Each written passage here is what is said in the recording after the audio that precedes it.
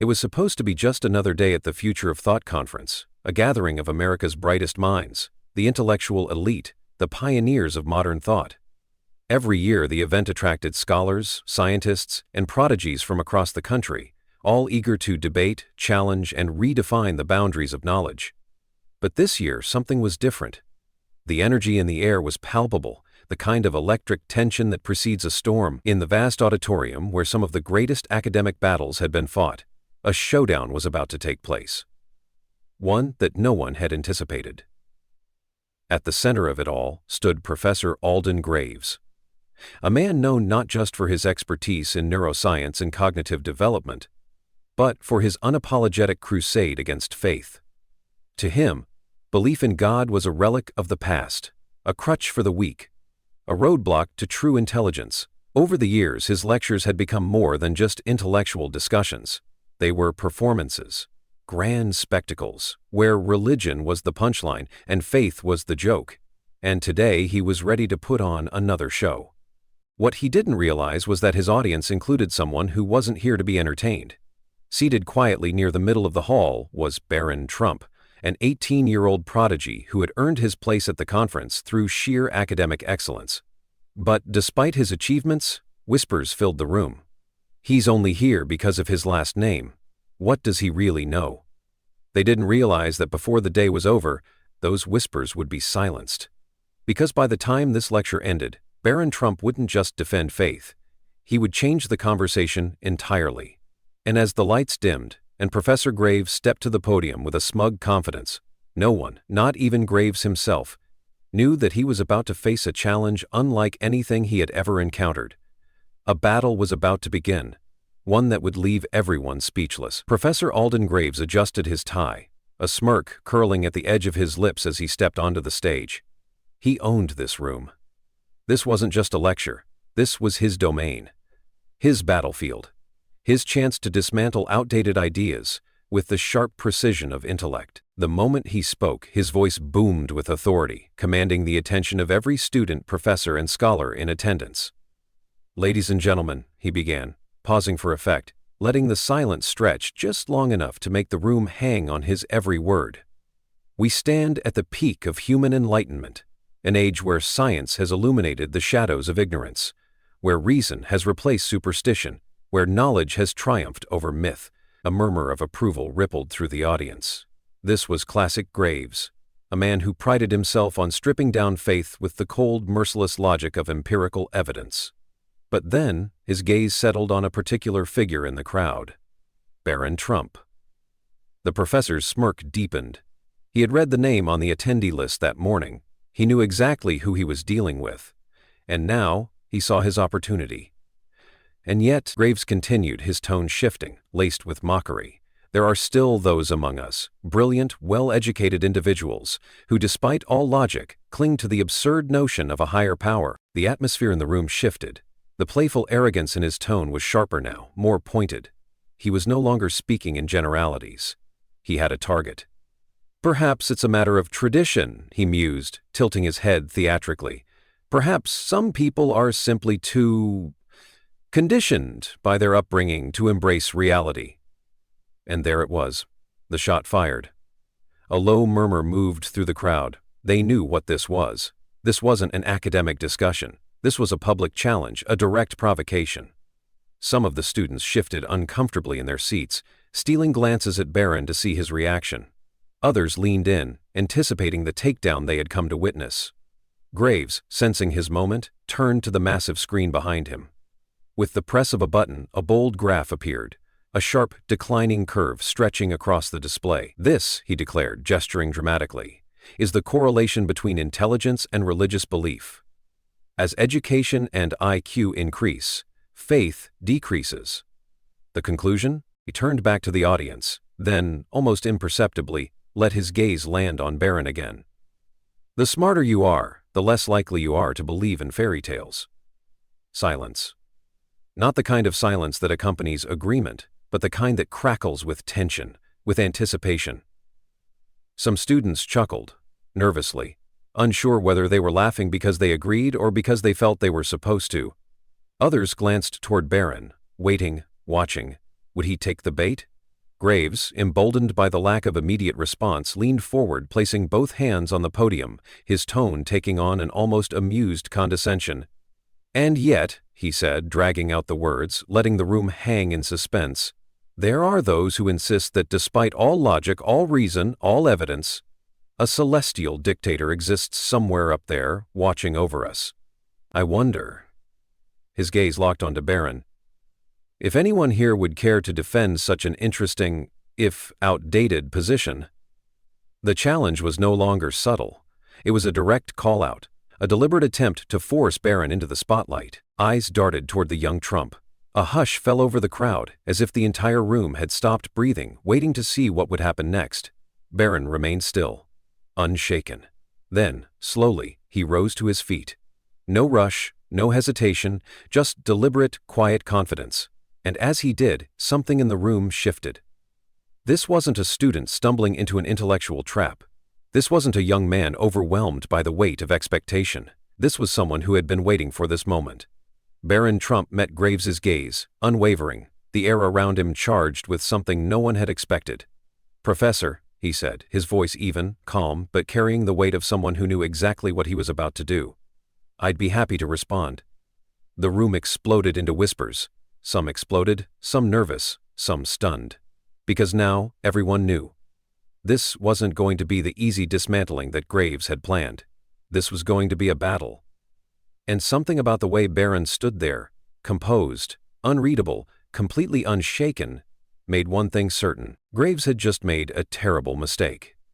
A tense silence hung over the lecture hall. The kind that doesn't just fill a room, it grips it. Students exchanged glances, some whispering, others holding their breath. This wasn't supposed to happen. Professor Alden Graves had set the stage for a takedown, not a debate. He had expected discomfort, maybe silence, a few nervous chuckles. Anything but this. But now, standing before him, composed, steady, completely unshaken, was Barron Trump. And something about the way he held himself, the unreadable confidence in his eyes, sent a flicker of doubt through Graves, for the first time in years. "Professor," Barron said, his voice measured, unhurried, "I'd be happy to respond." The room bristled with anticipation. Graves, quick to recover, forced a smirk, leaning back against the podium as if he was indulging a foolish challenge. "Oh, by all means, enlighten us," he said, gesturing toward Barron theatrically. "Tell us why a modern, educated mind should still cling to ancient superstitions." More chuckles. A few students nudged each other, expecting an easy defeat. But Barron didn't flinch. Didn't even blink. Instead, he tilted his head slightly, considering Graves' words, before taking a slow step forward. Then, with a tone both calm and razor-sharp, he spoke. "Professor, for someone who claims to champion reason and intellectual rigor, I find it interesting that you just made one of the most basic logical errors." A ripple of tension moved through the room. Graves's smirk faltered. "Just for a second. You presented a correlation between intelligence and declining religious belief," Barron continued, "and then implied causation. That's not science, Professor. That's bias." The whispering grew louder. A few students exchanged knowing looks. Barron had just called out a fundamental flaw in Graves's argument, right in front of everyone. "Correlation does not equal causation," Barron said plainly, his voice carrying across the room with quiet authority. "Surely, a man of your academic stature knows that." The smirk vanished from Graves's face. He straightened slightly, adjusting his posture as if preparing for a real fight. "That's a cute trick, Mr. Trump," Graves said, his voice tighter than before. "But let's not pretend that the trend isn't clear. The more educated a person becomes, the less likely they are to believe in fairy tales." "Funny," Barron countered, his expression still unreadable, "because some of the greatest minds in human history, Newton, Planck, Francis Collins, were devout believers. So tell me, Professor, were they simply less intelligent than you?" A few gasps, a few stifled laughs. Graves's jaw tightened. "That's ancient history," he snapped. "Science has moved beyond that." Barron nodded slowly, as if considering the point. Then he turned toward the massive screen where Graves's graph still loomed. "Tell me, Professor," he said, his tone almost casual, "if belief in God is just a sign of lower intelligence, why are we even having this conversation?" "Excuse me?"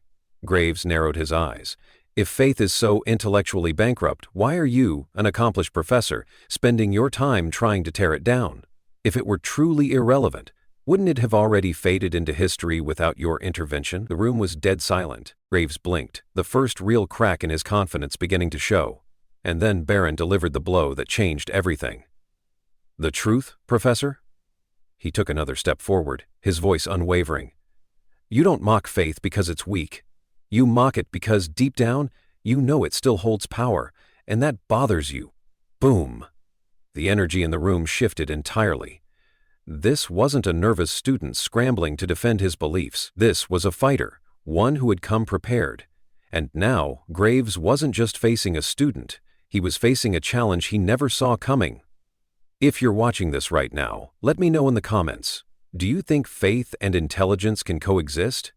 Hit that like button if you're loving this debate, and don't forget to subscribe for more powerful moments like this. But stay right where you are, because this battle is far from over, and what happens next, no one could have predicted.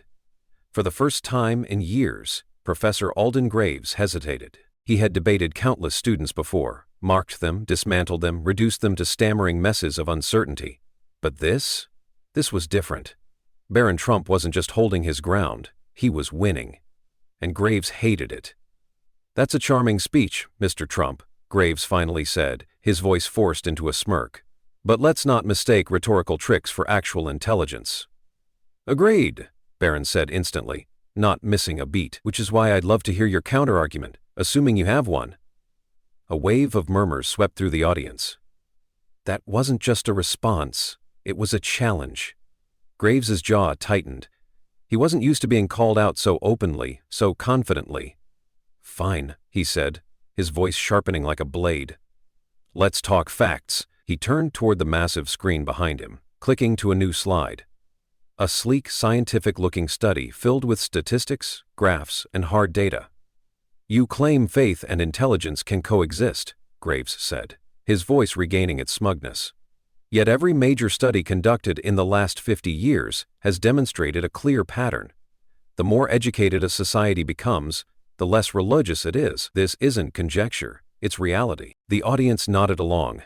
This was Graves in his element, armed with data, unshakable in his confidence. But Barron? He just tilted his head slightly, completely unfazed. That's an interesting claim, Professor, he said.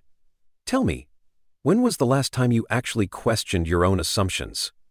The room went still. Graves's smirk wavered, just a fraction. Barron took a slow step forward, turning toward the screen as if examining the graph with mild curiosity. You argue that as societies become more educated, they become less religious, he nodded. That's a correlation, sure, but you conveniently ignore the counterexamples, countries with highly educated populations that maintain strong religious beliefs. Cherry-picking data is not science, Professor. That's agenda-driven storytelling.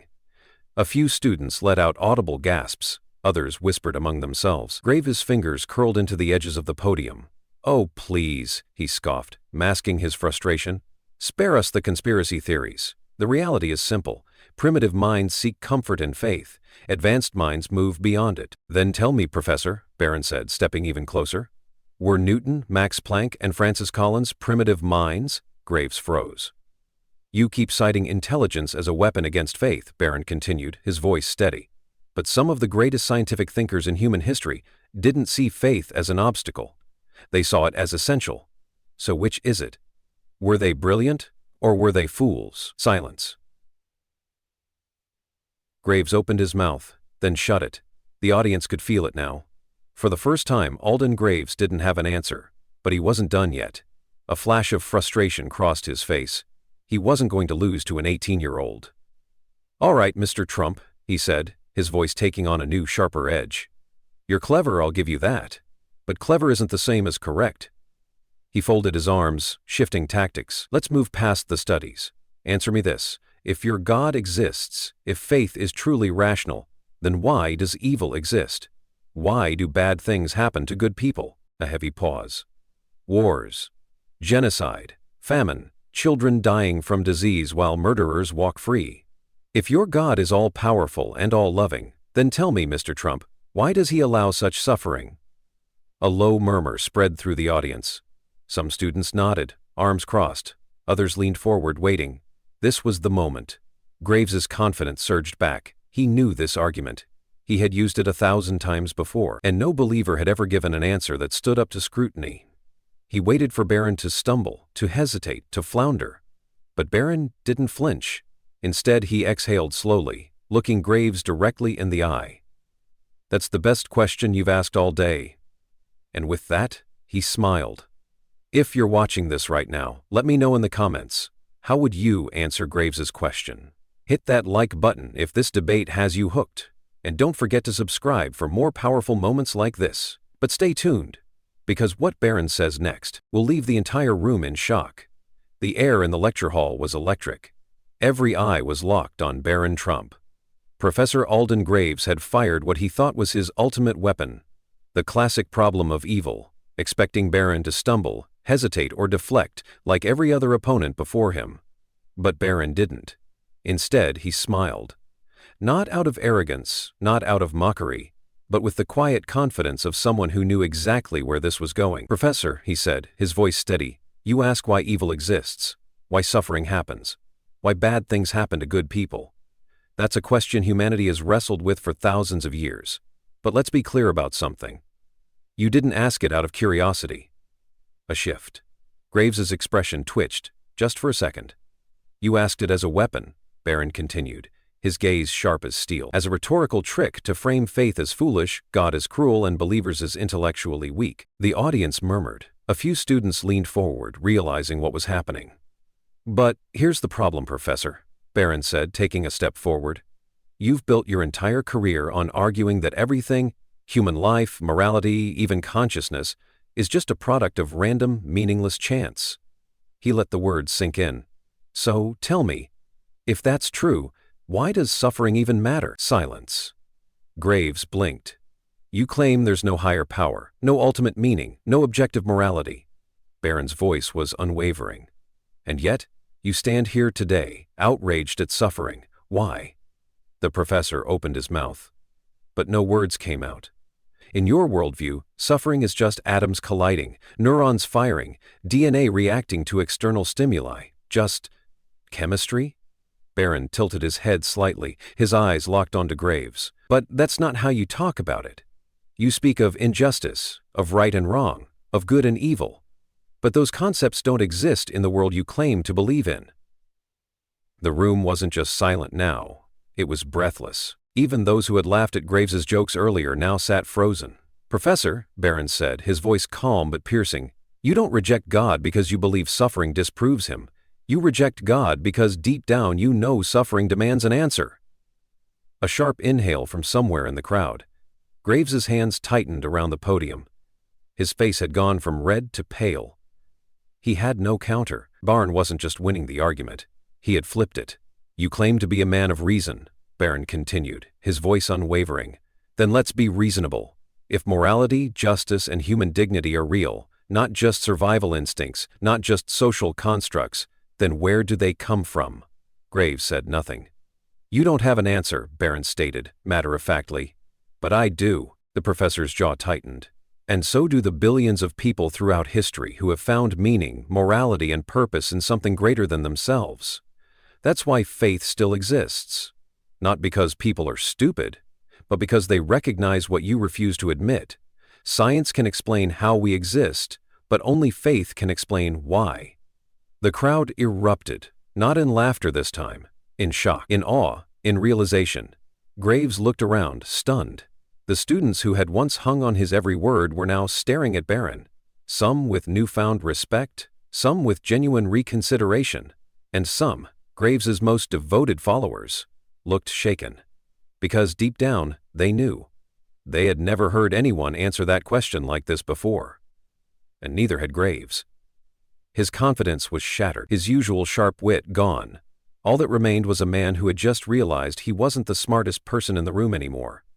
"So tell me, Professor," Barron said, his voice steady, his gaze unrelenting, "what do you actually believe?" Graves opened his mouth, paused, then shut it, because for the first time, he had no answer.